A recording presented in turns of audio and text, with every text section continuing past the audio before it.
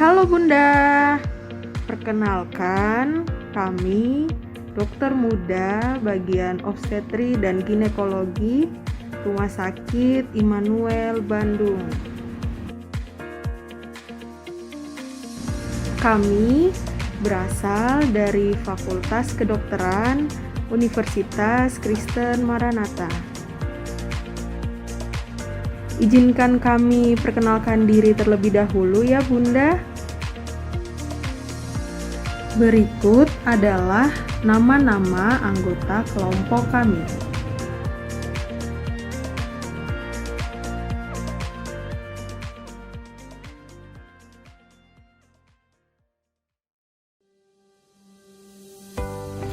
Baik Bunda, sebelum kita masuk ke topik utama kita, Bunda tahu tidak, sebenarnya wanita itu memiliki dua peristiwa penting dalam hal menstruasi.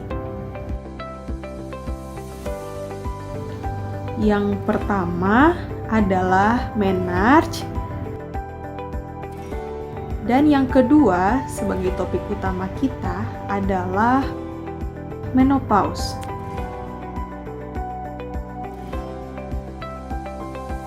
Apa itu menarche? Menarche adalah siklus menstruasi pertama yang biasa terjadi pada masa awal usia remaja di tengah masa pubertas.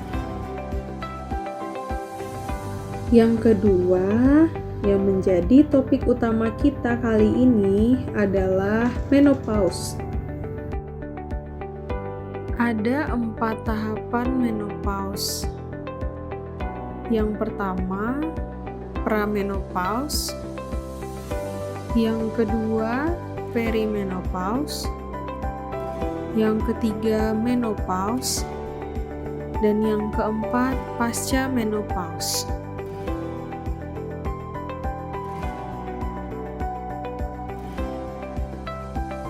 Kita bahas satu persatu ya Bunda. Yang pertama adalah pramenopause. Pramenopause adalah seluruh periode masa subur sebelum terjadinya menopause, yaitu dimulai dari menarche sampai masa menopause.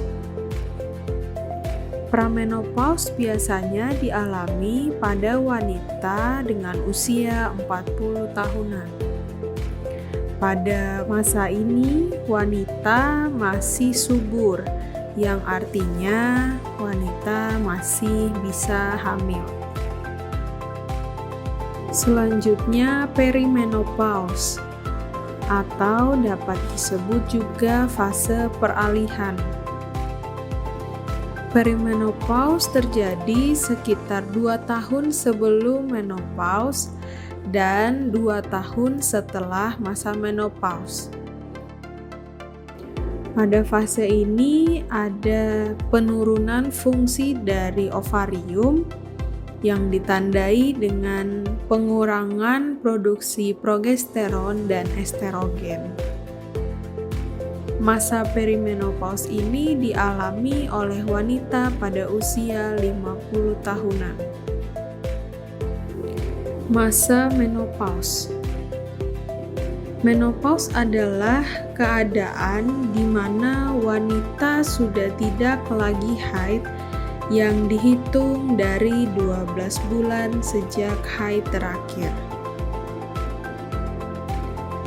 Pada masa ini yang akan kita bahas nantinya ya Bunda. Kita lanjut ke tahapan berikutnya, yaitu pasca menopause. Adalah fase setelah menopause sampai senium. Fase ini merupakan masa 5 tahun setelah menopause. Pada fase ini, tanda dan gejala dari menopause pun akan berangsur-angsur menghilang. Pasti Bunda sudah tidak asing lagi dengan kata menopause kan?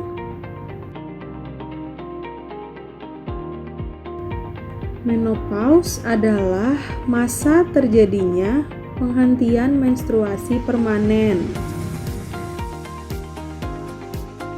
Menopause dibagi menjadi dua, yaitu ada menopause alami dan menopause prematur. Menopause alami adalah tidak terjadinya haid selama lebih dari 12 bulan berturut-turut pada usia sekitar 40 sampai 56 tahun. Menopause prematur adalah tidak terjadinya haid selama lebih dari 12 bulan berturut-turut pada usia kurang dari 40 tahun.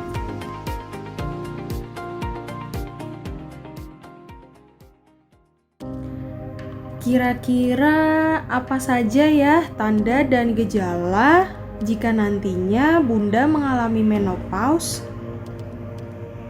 Yuk kita bahas satu persatu. Tanda dan gejala yang akan muncul adalah lesu, sakit kepala, pusing, tidak bisa tidur, susah berkonsentrasi, merasa panas di wajah, badan, dan berkeringat, nyeri tulang, jantung berdebar, selera makan tidak menentu, gangguan pencernaan,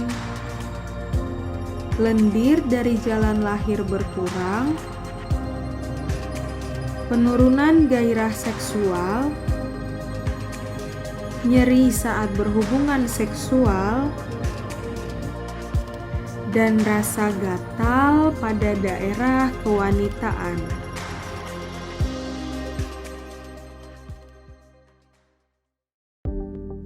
Dari tanda dan gejala yang telah dijelaskan, mungkin akan ada muncul pertanyaan dari Bunda. Sebenarnya ada tidak sih cara untuk menyikapi masa menopause ini? Baik Bunda, sebenarnya ada loh cara untuk menyikapi masa menopause. Pertama, Bunda harus bisa menerima menopause ini sebagai proses alami yang terjadi pada semua wanita. Kedua, bila mana nantinya ada keluhan, Bunda diwajibkan untuk mengkonsultasikannya pada petugas kesehatan. Ketiga, Bunda juga harus bisa mengubah gaya hidup dengan pola makan yang sehat. Contohnya, perbanyak konsumsi sayur, buah, kacang-kacangan, terutama seperti kacang kedelai yang terdapat pada tempe maupun tahu. Keempat, Bunda juga dianjurkan untuk mengkonsumsi minyak ikan. Bila ada, Bunda juga dapat mengkonsumsi minyak zaitun atau minyak canola. Selain merubah pola makan yang sehat, Bunda juga harus melakukan gaya hidup sehat. Misalnya dengan tidak merokok, menjauh dari paparan asap rokok. Bunda tetap berolahraga sekitar 30 menit sebanyak 3 kali per minggu. Lalu, Bunda juga disarankan untuk mengkonsumsi suplemen vitamin D, suplemen kalsium, suplemen zat besi. Lalu Bunda juga dapat mengurangi konsumsi garam, menghindari makanan berlemak, sehingga kolesterol dalam darah dapat tetap normal. Selain cara-cara yang tadi telah disampaikan, ada pula satu cara yang dapat juga Bunda lakukan, yaitu dengan menggunakan terapi hormon pengganti. Terapi ini bertujuan untuk mengurangi keluhan yang berkaitan dengan terjadinya proses menopause. Terapi ini juga mencegah resiko jangka panjang seperti terjadinya gangguan jantung, gangguan pada pembuluh darah, atau terjadinya penurunan kepadatan tulang yang disebut juga dengan penyakit osteoporosis. Pada terapi hormon pengganti ini, nantinya Bunda akan mengonsumsi pil yang mana pil ini berisi hormon estrogen saja atau dapat juga berisi kombinasi antara hormon estrogen dan juga hormon progesteron. Mungkin Bunda bertanya, mengapa isi dari pil tersebut adalah hormon estrogen dan juga hormon progesteron? Untuk Bunda ketahui, secara singkat, pada saat terjadinya proses menopause, kadar hormon estrogen dalam tubuh akan turun atau rendah. Sehingga gejala-gejala pada masa menopause akan muncul. Dengan adanya terapi ini, hormon estrogen yang rendah dapat digantikan sehingga dapat meredahkan gejala-gejala pada proses menopause. Namun harus Bunda perhatikan dan perlu Bunda ingat bahwa penggunaan terapi hormon pengganti ini harus selalu dikonsultasikan lebih dulu kepada petugas kesehatan. Oke Bunda? Dari seluruh penjelasan kami berharap Bunda dapat memahami dan mengerti tentang proses menopause yang nantinya akan Bunda alami. Dan juga Bunda dapat menerapkan cara-cara yang telah kami sampaikan tadi.